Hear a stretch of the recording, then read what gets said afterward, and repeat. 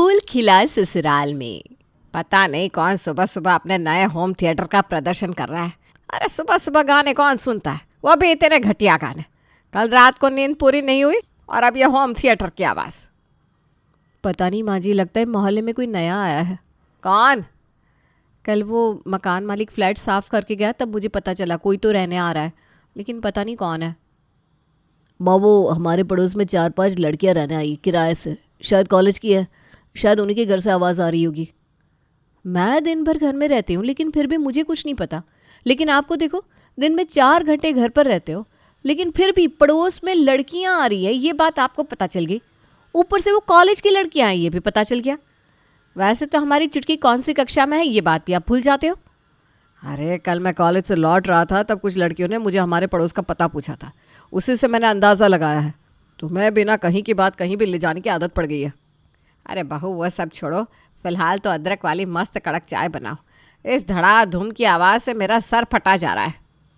तभी रिया हाथ में कटोरा लेकर सरिता के घर आती है। आती ही सोफे से टकराती है और गिर जाती है। अरे अरे, ज़रा संभल के। ये लड़की खुद को भी नहीं संभाल पाती, पढ़ाई क्या खाक संभालती होगी। हाय, मैं रिया आपके पड़ोस में रहने आई हूँ। सारी सुबह यहाँ चली आई, लेकिन वो क्या है ना, रात को लेट सोने की वजह से सुबह हमारी आंखें नहीं खुली। पता ही नहीं चला दूध वाला कब आता है और डेयरी कहाँ है, ये भी तो पता नहीं है। आप लोग थोड़ा सा दूध दे देंगी प्लीज़। न जान न पहचान, मुंह उठाकर चले आए मेहमान। ए लड़की, तुम्हें क्या लगता है हमने डेयरी खोल रखी है क्या, जो कटोरा लिया और हमारे यहाँ चली आई? कल से ना हम दूध लेने जल्दी उठ जाएंगे, बस आज के दिन। नहीं तो डेयरी कहाँ है ये बता दो तो मैं चली जाऊँगी। अरे हमारे मोहल्ले से डेयरी काफ़ी दूर है, तुम अकेले कैसे जाओगी? पता नहीं। मानवी, थोड़ा दूध दे दो इन्हें, चाहिए तो कल इनसे वापस ले लेना। अरे हमारे घर में थोड़ा ही दूध है, अब चुटकी उठेगी तो उसे भी तो लगेगा ना। तुम जितना है उतना दूध इन्हें दे दो, मैं अभी डेयरी जाकर चुटकी के लिए दूध लेकर आता हूँ।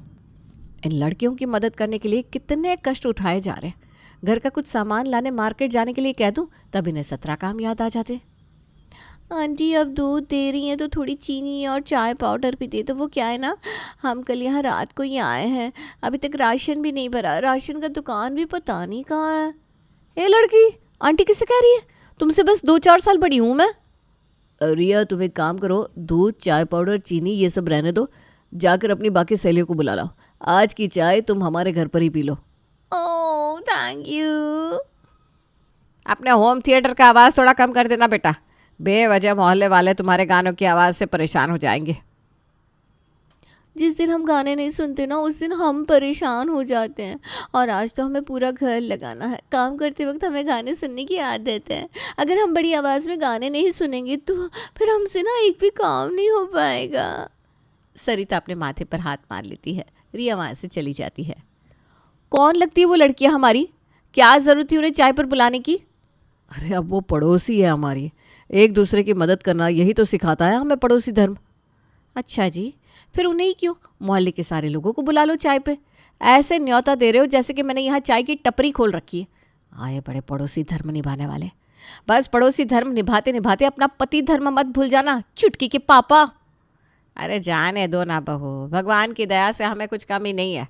अब बुला लिया है तो आने दो उन लड़कियों को चाय पर। वैसे भी किसी को खिलाना पिलाना पुण्य का काम होता है। वो मुझे भी पता है माँ जी, लेकिन हम उन्हें ऐसे ही मदद करते रहना तो वो लड़कियाँ हमारे सर पर बैठ जाएंगी, फिर हर एक चीज़ के लिए आ जाएगी हमारे घर मुंह उठाकर। मानवी उन लड़कियों के बारे में कुछ भी नहीं जानती थी, लेकिन फिर भी उसे उन पर बहुत गुस्सा आ रहा था। थोड़ी देर बाद नीता सरिता के घर आती है। आंटी जी, वो मुझे क्या लगा रखा है? साफ साफ बोलो, क्या काम है? सुबह आपने जो चाय बनाई थी बहुत बढ़िया थी। अरे मैंने नहीं, मेरी बहू ने बनाई थी। और चाय पीनी है क्या?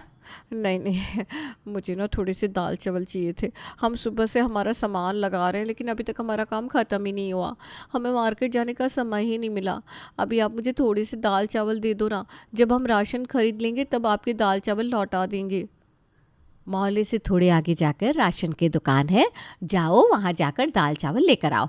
हमने राशन बेचने का नया व्यापार शुरू नहीं किया है। बहू, दरवाजे पर आए हुए किसी को भी मना करना, खाली हाथ लौटाना हमारे घर का रिवाज नहीं है। जाओ रसोड़े से थोड़े दाल चावल लेकर आओ। मुंह मोड़ के मानवी किचन में चली जाती है। तभी हॉल में चुटकी आती है।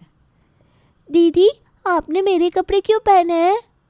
बेटा चुटकी, ये तुम्हारे कपड़े नहीं है। वो क्या ना, इसके पास ऐसा सेम ड्रेस है, लेकिन फिर भी वो ड्रेस हमारी चुटकी को अच्छे से पैर तक आ जाता है। तुम्हें तो सिर्फ घुटनों तक ही आ रहा है। लगता है जब टेलर ये ड्रेस बना रहा था तब उसे कपड़ा कम पड़ गया होगा और तुम वैसे ही ड्रेस उठा कर ले आई होगी। नहीं नहीं आंटी जी, इसे वन पीस कहते हैं, ये ऐसा ही होता है। तभी मानवी दाल चावल लेकर हॉल में आती है। माँ जी, कोई आपकी पूजा में बाधा डाले तो आपको गुस्सा आता है, लेकिन आज आप उन लड़कियों से कुछ भी नहीं कह रही हो, उल्टा उन्हें मदद किए जा रही हो। ऐसा ही चलता रहा ना तो ये लड़कियां हमारे दिन का चैन और रात की नींद भी छीन लेंगी। तभी फिर से ज़ोर ज़ोर से गाने बजने शुरू हो जाते हैं। लो, फिर से बढ़ गया इनके गानों का वॉल्यूम। देखो कितने ज़ोर ज़ोर से कूदने की आवाज़ें भी आ रही है। बिल्कुल बेशर्म लगती है ये लड़कियां, न बोलने की तमीज़ है न रहने की। हे भगवान, मैंने सोचा लड़कियां नहीं है, यहाँ का कुछ जानती नहीं, इसलिए मदद कर रही थी उनकी। लेकिन ये लड़कियां तो मेरे लिए ही परेशानियां खड़ी कर रही है। कभी नाच रही है, कभी कूद रही है, कभी बड़े आवाज़ में गाने सुन रही है। लगता है आज दोपहर में ज़रा भी आराम नहीं होगा। तभी ज़ोर ज़ोर से चप्पल बजाते हुए पीहू सरिता के घर आती है। सरिता गुस्से से लाल बूंद हो जाती है। क्या है? वो आंटी, मुझे ना मैगी का पैकेट चाहिए था। हमारे घर के बाहर किराने की दुकान, ऐसा कुछ दिख रहा है क्या? दाल चावल चाहिए तो यहाँ चली आई, दूध चाहिए तो यहाँ चली आई, अब मैगी भी। 2 घंटे हुए नहीं तुम्हारी दोस्त दाल चावल लेकर गई, अभी तक तो दाल चावल हजम भी नहीं हुए होंगे, तुम्हें फिर से भूख लगी? मैंने दाल चावल खाए ही नहीं, मुझे पसंद नहीं है, मुझे मैगी पसंद है, प्लीज़ आप मुझे मैगी दे दो ना। तुम्हारे माँ बाप ने हमें चेक भेजा है क्या कि हम तुम्हारा सारा राशन भर ले और तुम्हें जो चाहिए वो तुम हमारे घर से ले जाओ? हम मार्केट जाएंगे तो मैगी लेकर आएंगे ना, और आपकी मैगी आपको वापस दे देंगे ना। तब तक मुझे प्लीज़ 2 पैकेट मैगी दे दीजिए, मुझे बहुत भूख लगी है। अरे बच्ची हो क्या जो मैगी के पैकेट के लिए रो रही हो? ये लो तुम्हारी मैगी। हमारी चुटकी तुमसे ज़्यादा समझदार है। जाते वक्त धीरे से जाना, ये चप्पल घिसने की आवाज़ नहीं आनी चाहिए। सरिता के मना करने के बावजूद पीहू चप्पल बजाते बजाते घर आ जाती है। जैसे तैसे दिन निकल जाता है। शाम होती है। शाम को मानस कॉलेज से घर आ रहा था, तब घर के बाहर गौरी उसे रोक लेती है। तभी उन्हें मानवी दिखती है। थोड़ी देर बाद मानव घर आता है। क्या खुसुर पुसुर चल रही थी उस गौरी के साथ? अरे कुछ नहीं, वो पूछ रही थी कि मैं कॉलेज में कौन सा सब्जेक्ट पढ़ाता हूँ। मैंने बताया उसे कि मैं कॉलेज में मैथ्स सिखाता हूँ, तो कहने लगी मैथ उसे काफ़ी डिफ़िकल्ट लगता है। पूछ रही थी आप सिखाओगे क्या? हाँ, तो आपने ना थोड़ी ना कहा होगा। अरे मैं ना कैसे कह सकता हूँ, पढ़ाना तो मुझे बहुत पसंद है। और अब तो गौरी हमारी पड़ोसी है, तो पड़ोसी होने के नाते हमारा भी तो फ़र्ज़ बनता है। आजकल कुछ ज़्यादा ही पड़ोसी धर्म निभाने लगे हो आप। वैसे वो हमारी वो पड़ोसन मनीषा का बेटा पिंटू, वो भी कमज़ोर है पढ़ाई में। जब वो पूछ रही थी पिंटू को पढ़ाने के लिए, तब तो आपने मना कर दिया था। तब याद नहीं आया आपको पड़ोसी धर्म? अरे पिंटू पाठशाला में पढ़ता है, मैं कॉलेज का प्राध्यापक हूँ। हमें बड़े बच्चों को सिखाने की आदत है, मुझे नहीं आता छोटे बच्चों को सिखाना। दूध राशन तक तो ठीक था, अब तो ये लड़की मेरे पति का टाइम भी मांगने आ गई है। मुझे खुद मुश्किल से समय मिलता है अपने पति का, और इसमें भी अब ये इसे पढ़ाने बैठ जाएंगे तो मुश्किल ही हो जाएगा। कॉलेज मास्टर कम थे जो अब मेरे पति को इन लड़कियों के ट्यूशन मास्टर भी बनना है। हे भगवान, क्या करूँ मैं? मानवी मुंह मोड़ लेती है। तभी गौरी वहाँ आती है। सर, आप मुझे पढ़ाने के लिए तैयार हो? मैं पढ़ने के लिए तैयार हूँ। हम आज से ही पढ़ाई शुरू कर सकते हैं क्या? हाँ हाँ, क्यों नहीं, मैं अभी आया फ्रेश होकर।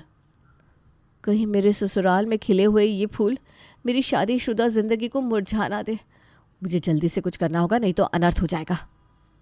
ऐसे ही दिन निकल रहे थे। लड़कियों की हरकतों से सरिता और मानवी काफ़ी परेशान हो गए थे।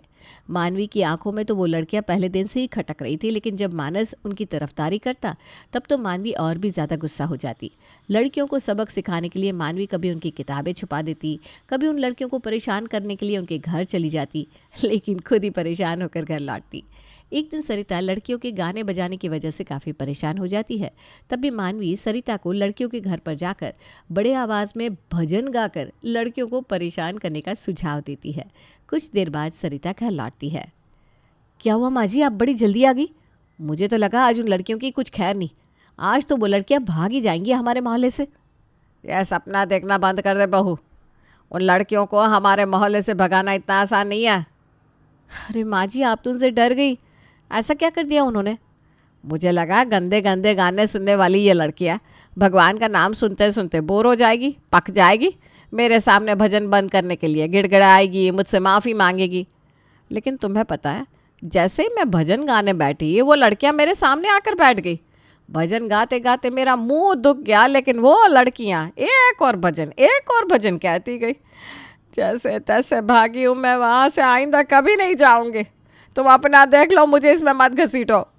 सरिता लड़कियों से डर जाती है, लेकिन फिर भी मानवी पीछे नहीं हटती। सास उसका साथ छोड़ देती है, तब मानवी सारे मोहल्ले की महिलाओं को उन लड़कियों के बारे में भड़काना शुरू कर देती है। एक दिन चारों लड़कियां टपोरी लड़कों के बाइक पर घर आती है। उसके बाद उन लड़कों का मोहल्ले में आना जाना लगातार बढ़ता रहता है। एक दिन सारे मोहल्ले की महिलाएं मकान मालिक के पास जाती हैं। शर्मा जी, आपने उन कॉलेज की लड़कियों को हमारे मोहल्ले में घर किराए से देकर बड़ी गलती कर दी है। उन लड़कियों ने पूरा मोहल्ला सर पर उठा लिया है। बिल्कुल सही कहा। कितनी पार्टियां करती हैं, कैसे कैसे कपड़े पहनती हैं, होम थिएटर पर गाने लगाकर सुनती है, वो भी बड़े आवाज़ में। ना शांति से हम सो पा रहे हैं, ना वो लड़कियां पूजा पाठ करने दे रही है। अरे बच्चों की पढ़ाई भी नहीं हो रही।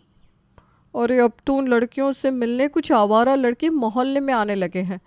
हमारे मोहल्ले में और भी तो जवान लड़कियां रहती हैं। हम कुछ नहीं जानते शर्मा जी, आप उन लड़कियों को आज के आज घर खाली करने के लिए कह दो। बहन जी, ये बात छोड़कर मैं आपकी हर बात मानने के लिए तैयार हूँ। पहले ही मुझे इस घर के लिए कोई किराएदार नहीं मिल रहा था, बड़ी मुश्किल से ये लड़कियाँ मिली है। अब इन्हें भी निकाल दूंगा तो मेरा नुकसान हो जाएगा। आपकी परेशानी आप खुद सुलझाओ, मैं चलता हूँ।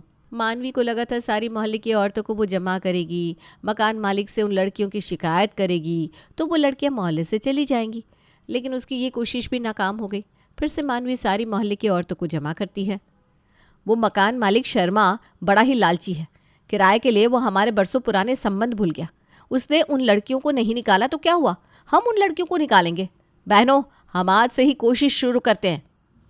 तुम बिल्कुल सही कह रही हो मानवी, लेकिन उन लड़कियों को मोहल्ले से निकालने के लिए हम क्या कर सकते हैं? हम एक काम करते हैं, हमारे घर का सारा कूड़ा उनके घर के सामने डाल देंगे। हाँ, और उनकी हम किसी भी तरह की मदद भी नहीं करेंगे। जैसा मानवी और बाकी औरतों ने सोचा था वैसा करना वो अगले दिन से ही शुरू कर देती हैं। अभी तक तो अपनी हरकतों की वजह से लड़कियां मोहल्ले वालों को परेशान कर रही थी।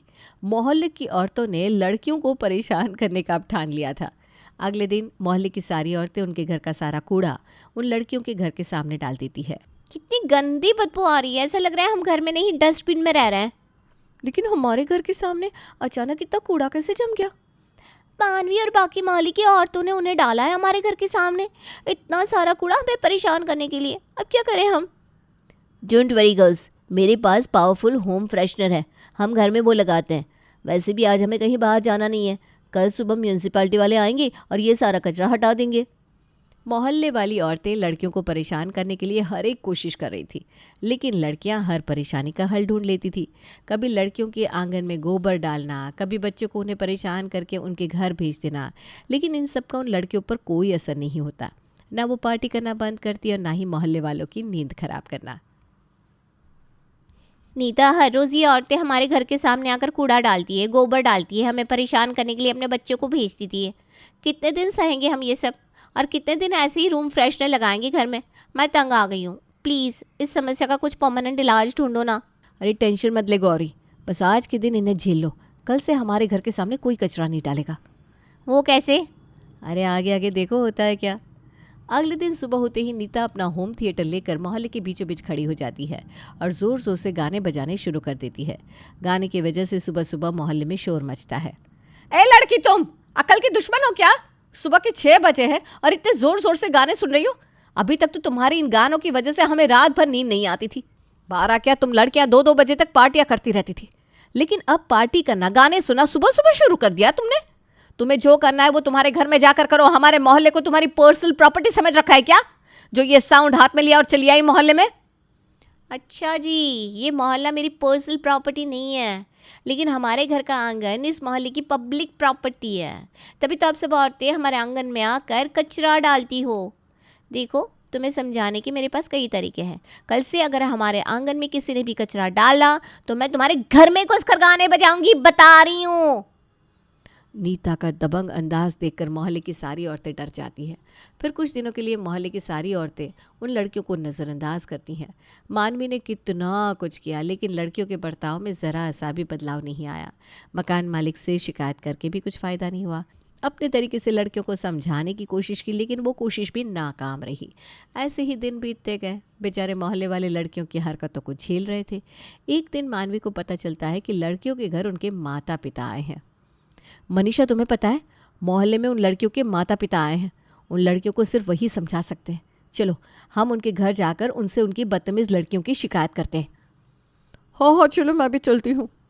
मानवी पूरे मोहल्ले की औरतों को, मर्दों को जमा करती है और उन लड़कियों के घर पहुंच जाती है उनके माँ बाप से उनकी शिकायत करने।